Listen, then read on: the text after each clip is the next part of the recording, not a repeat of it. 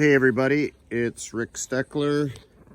I'm back for part 2 of Mushrooming 101 and got real good feedback from last week, the one I did on Tuesday. So people asked if I'd do another, so I'm going to do coral mushrooms. The very different landscape where we oftentimes find them than say chanterelles that I covered in the last video. But you got your essentials, like your mushrooming dogs. You can't find a mushroom worth a damn, but they're really good company. And equipment is important, especially in the winter in thick western Washington woods. I typically have toed a head Gore-Tex everything, Gore-Tex bibs, gloves if you need to get down in stickery stuff. I'm not wearing a coat today because it's not raining, and of course you have much better luck when you have your Temple of the Dog hat on. Other important pieces are a mushrooming stick, and I'll show you why that's important as we go through this. And as I mentioned on the last video, this is my stick that I got grand prize at the Puyallup Fair in wood carving, blue ribbon. And mushroom knife is very important. Last time I forgot my Icelandic mushroom knife that I got at a little mushroom store that buttons a knife maker outside of Reykjavik. And the important thing is it has a little brush on the end, so you can try and keep your mushrooms clean before you put them in your bag, and it makes it a lot easier cleaning when you get back home. So Frankie I've been looking for about 20 minutes, and I'm in a new area, so I'm just kind of betting on my gut feel for the type of terrain that produces different types of mushrooms. This looks to me like coral territory, and I just came across as I was walking through my first one. Frankie, get out of the way, pup. Watch out, puppy. Watch out. Oops. So he just stepped on one and squished it. But that was the first one that that one over there, you can barely see it, was the first one that I saw. And once you see one, you can kind of make the best use of your time by moving kind of quickly through areas, because there's a lot of areas that aren't going to have anything, right? So once you find one, then concentrate on that area. So you find one, and right here I'm gonna pan back and I'm gonna look around. There was the one that Frankie stepped on. There's another one right here. I can see there's another one through the bushes hiding over there, and that's just what I can see without moving. Now comes the part of the stick where you can start moving leaves around, and there I uncover another big one. And with coral especially, they like to be around ferns. There's one under those leaves there. And the stick is really helpful in moving ferns and bushes back and exposing whatever's underneath. And you might be surprised what you find once you get under some of these bushes. There's some mushrooms that I uncovered there. They're not what we want though. See, these pretty easy to there's a lot of good gilled mushrooms, but there's a lot of poisonous gilled mushrooms, and a lot of the poisonous ones look like the gilled ones, or look like the good ones. And some of the good ones, you might not get sick from eating them, but they might just not taste good. Another note on eating mushrooms and poisonous versus non-poisonous, make sure whenever you're trying a new mushroom, try just a little bit of it the first time. Even if it's something like a chanterelle, most people aren't going to get sick from them. In fact, I only know one person, a late aunt, who got a little upset stomach from chanterelles. But something like coral, that is a little less common. I've never seen coral available for sale in a at a farmer's market or anything, yet they're delicious. They're easy to pick. They're kind of a pain in the ass to clean, but when you're picking coral, you just kind of pull them up and you can snap the bottom off. They snap pretty easy.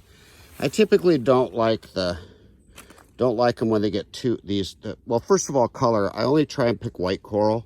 There's also brown and orange and yellow, and I find that those don't taste as good. They're a little woodier tasting, but this will eventually get this color. I haven't found that to really impact the taste, but aesthetically, I think they're not as pleasing and as that, for instance. You know, that's a beautiful one, nice size. And with coral, back to cleaning, you want to try and clean them as much as possible before putting them in your bag. And again, it's always good to have a bag that has, I just started here. I got a couple of chanterelles I got along the way, but so I'm going to throw those in. Got my essentials, my dog leash if I come across another dog's, bottle of water, and then a plastic bag if I have some kind of a mushroom I want to like take back to identify and I don't know if it's poisonous or not. It's good to keep it separated from your other mushrooms so that it doesn't contaminate them. And then of course your pipe, your tobacco pipe, because there's nothing more relaxing than mushroom picking and having a nice pipe smoke while you're out there. So I'm going to shake this a little bit. And one thing about coral that's a pain in the ass to clean is that the fir needles get inside of it. So easiest way to clean coral is, first of all, get as much of this stuff. I'm trying to do this with one hand, so I just broke that little dirt piece off, the little root. Clean as much as you can, and then when you get back, just fill a sink with a little bit of water and dump these in and swish them around. I mean, people say you shouldn't wash mushrooms in water. I say horseshit to that because they get rained on all day anyway. So I wash my mushrooms underwater and then in water, and then I put them out on a towel to dry. So anyways, I'm gonna keep picking here, and as I move around this area, within about 20 feet, I will scour the hell out of this area. And let me switch hands so I have a gloved hand. I'll scour this area very carefully, and I'll come up with a whole bunch of coral. I mean, I can just tell once you stumble across, you know, bunches like this,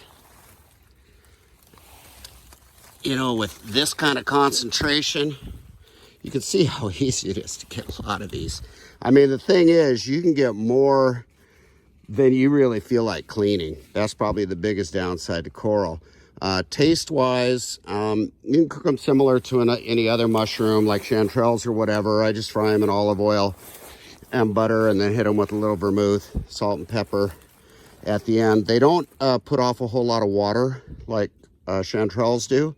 So normally chanterelles are going to release all their water, and you're going to be almost poaching them until that water evaporates, and then you the butter and olive oil that you have in there will just fry them. But these aren't going to release that much water. They're also not going to shrink like other mushrooms nearly as much. They'll shrink some, but maybe only by a third versus like 3/4 or 80% on the others. So anyways, I'm going to sign off and start moving these leaves aside and these bushes aside. And again, I'm not sure if I talked about terrain yet, so real quick before I do, coral like ferns. Chanterelles don't typically, so I don't expect to find a lot of chanterelles when I'm looking for coral in this type of environment, but I'll come across some probably. And then also, corals don't mind deciduous trees, whereas chanterelles don't necessarily like deciduous trees. You're going to find more chanterelles under coniferous trees. And then the other downside to deciduous trees and late in fall are the amount of leaves that you have to look under to find the mushrooms. So that's why you cruise along till you find one and then stop and look closely in that area. And the last little note is that from a seasonality standpoint, chanterelles usually start around like late August and go till the first freeze, till it freezes hard for maybe 2-3 days or a week, something like that. Then they're gone. Coral start later. Coral, usually you'll see some really teeny ones that are maybe maybe the whole bunch is like this big or something in September. But then as October, November come around, you start getting those big, cauliflower head size, bunches like I was picking over there a few minutes ago. So, and coral will continue late. They'll continue, even after the first freeze, you can get coral, deep into December. And unless you have a weird year like last year, and I was getting chanterelles in February, which has never happened before. So anyways, I'll sign off, but get out and pick some mushrooms. It's super enjoyable. It's super relaxing, delicious. You get the fruits of your labor, so to speak. And let me know if you have any questions. I'm always happy to help people out mushrooming because it's something I really enjoy. Thanks. See ya. Say bye, Maggie. Say bye, Frankie.